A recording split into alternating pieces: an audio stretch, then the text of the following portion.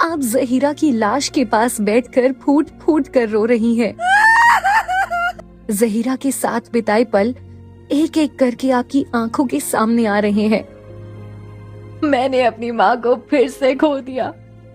अचानक गौरव और आपको कदमों की आहट और एक आवाज सुनाई देती है।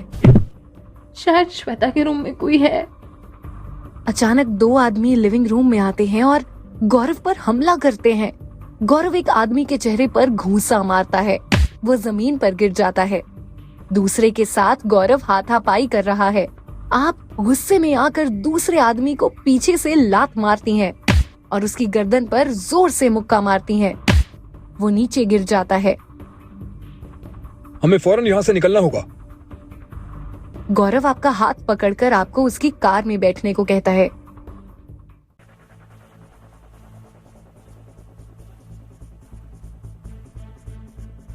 गौरव कार स्टार्ट करता है।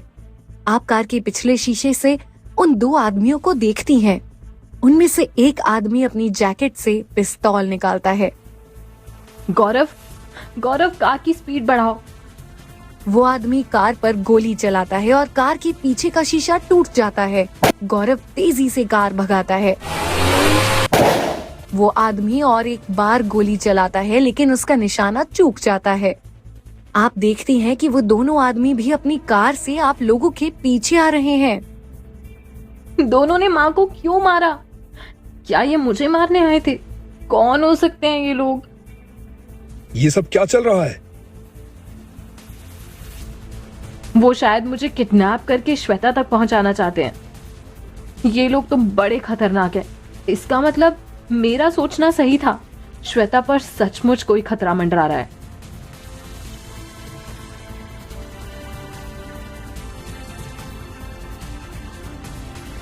तुम किस तरफ जा रहे हो? मैं कार को इस हाईवे पर ही फास्ट चला सकता हूँ। हाईवे पर काफी सारी गाड़ियां हैं। आपको पीछा करते हुए उन दोनों ने भी अपनी कार की स्पीड तेज कर दी है। अब वो दोनों आपकी कार के बगल में पहुंच चुके हैं। जो आदमी ड्राइवर के बगल में बैठा है वो पिस्तौल निकालकर आपकी तरफ निशाना करने की कोशिश कर रहा है, लेकिन उसे चलती कार में आप पर निशाना लगाना मुश्किल हो रहा है। आप घबरा जाती हैं।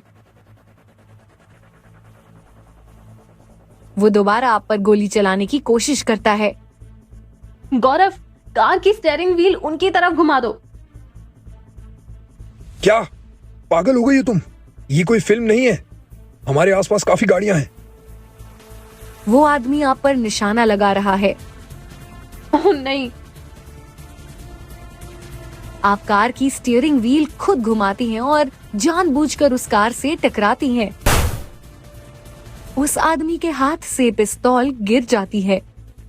अब उस कार का ड्राइवर आपको जवाब देता है। वो उसकी कार गौरव की कार से टकराकर आपका एक्सीडेंट करवाने की कोशिश करता है। अब आप दोनों के बीच घमासान लड़ाई शुरू हो जाती है। आप दोनों की आपसी तकरार की वजह से किसी और कार का एक्सीडेंट हो जाता है। अचानक आपको दुबई पुलिस की कार का सायरन सुनाई देता है। ये मुश्किल तो बढ़ती ही जा रही है। उसी वक्त आपको हाईवे पर दुबई स्पोर्ट्स सिटी का साइन बोर्ड दिखता है। गौरव, कार को दुबई स्पोर्ट्स सिटी की ओर मोड़ लो। यही सही तरीका है उनको झांसा देने का। गौरव आपका कहना मानता है।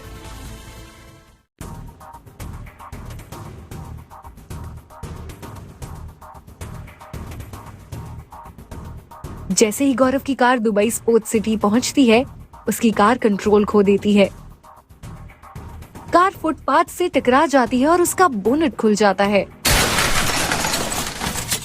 रास्ते पर पब्लिक घबरा जाती है। चारों तरफ अफरा तफरी मच जाती है।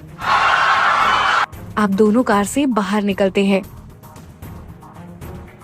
ये मर्डर का मामला है। इसके अलावा गुंडे हमारे पीछे हैं। हमें सबसे पहले हमारी जान की परवाह करनी चाहिए।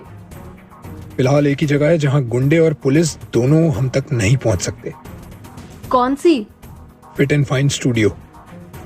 ठीक है, चलो टैक्सी से वहाँ चलते हैं। उसी वक्त गौरव और आप गुंडों की कार को आपकी तरफ आते हुए देखते हैं।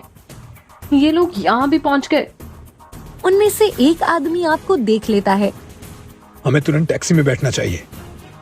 ये लोग तो वहां भी पहुंच जाएंगे। मेरे पास एक आइडिया है। यहाँ काफी भीड़ है, हमें पकड़ने के लिए उन्हें कार से उतरना होगा। हम उन्हें गुमराह करके दूर हो सकते हैं। हाँ, इस आइडिया में दम है।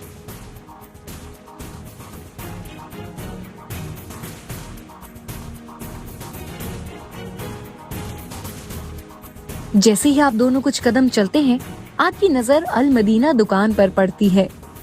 आप बिल्कुल इस दुकान के बगल में ही खड़ी हैं। शायद श्वेता की जिंदगी को भी खतरा है। मुझे श्वेता के लिए चिट्ठी छोड़नी चाहिए। शायद मेरी चिट्ठी उसकी जान बचा सकती है। और क्या पता दुकानदार फिर श्वेता से मिला हो। मुझे उसके पास कोई सबूत मिल सकता है। मेरे यहाँ से जाने के बाद शायद वो दो गुंडे इस दुकानदार को कोई तकलीफ पहुंचा सकते हैं। वो मुझसे जबरदस्ती करके मेरे हाथ से श्वेता की चिट्ठी छीन सकते हैं। अगर ऐसा हुआ तो मेरी बेवकूफी की वजह से श्वेता तक पहुंच जाएंगे। हमें फौरन यहाँ से निकलना चाहिए। वो दोनों इसी तरफ आ रहे हैं।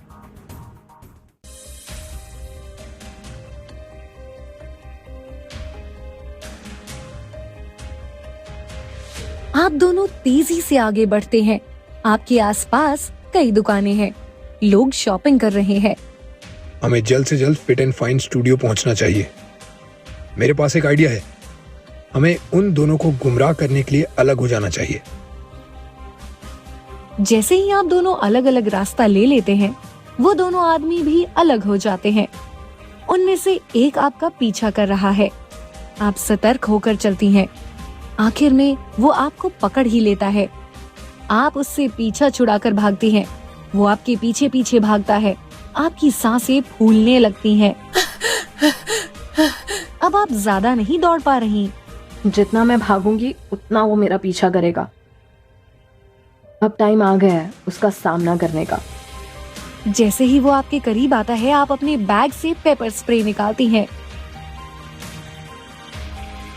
आप उसके चेहरे पर स्प्रे करती हैं और वो गिर जाता है। वो आपसे बंद आंखों के साथ भी हाथापाई करता है। रास्ते पर खड़े लोग आपको देखते हैं, लेकिन कोई आपकी मदद नहीं करता। इस हाथापाई में आपका बैग गिरता है। आपके बैग से जहीरा का दिया हुआ पाक कपड़ा गिर जाता है। आप वो कपड़ा लेने के लिए झुकती हैं। उसी वक्त वो आप पर पिस्तौल तान लेता है। आप वो कपड़ा अपनी कलाई पर बांध लेती हैं। वो आप पर गोली चलाता है। गोली आपके कपड़े को छू कर निकलती है, लेकिन आपको खरोंच तक नहीं आती। उसी वक्त पास की दरगाह से अजान की आवाज आती है। माँ ने ठीक कहा था कि ये पाक कपड़ा मेरी हिफाजत करेगा। अब आप में नया जोश आ जाता है। आप उसे एक किक देकर गिरा देती हैं। आप उससे पिस्तौल छीनने की कोशिश करती हैं। इस लड़ाई में गोली चलती है। गलती से गोली उस आदमी को लग जाती है। आप उसकी पिस्तौल ले लेती हैं, लेकिन अब इसमें एक भी गोली नहीं बची है। गुंडों को डराने के लिए मैं इसे बैग में रख लेती हूँ। आप उसकी पिस्तौल अपने बैग में रख लेती हैं। आप गौरव को कॉल करती हैं। वो भागते भागते दुबई मिरेकल गार्डन पहुंच चुका है।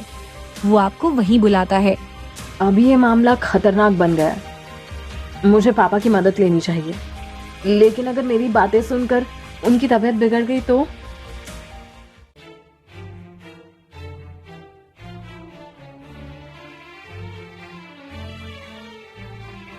रात के 8:30 बज चुके हैं। आप बड़ी मुश्किल से दुबई मिरेकल गार्डन पहुंचती हैं। आप गौरव को गार्डन के एरोप्लेन इंस्टॉलेशन के करीब देखती हैं। आप मिलकर उसके गले लगती हैं। आप उसे अपनी कहानी सुनाती हैं। दूसरा आदमी अभी भी मेरा पीछा कर रहा है। वो यहीं कहीं है। उसी वक्त आपकी नजर एक पुलिस वाले पर पड़ती है। हे भगवान, अब ये पुलिस वाला कैसे आ गया? एक तरफ खाई और दूसरी तरफ कुआं। शायद वो यहाँ अपने राउंड पर आया है। वो पुलिस वाला आप दोनों को देखता है। वो आप दोनों की तरफ आ रहा है। अब क्या करें?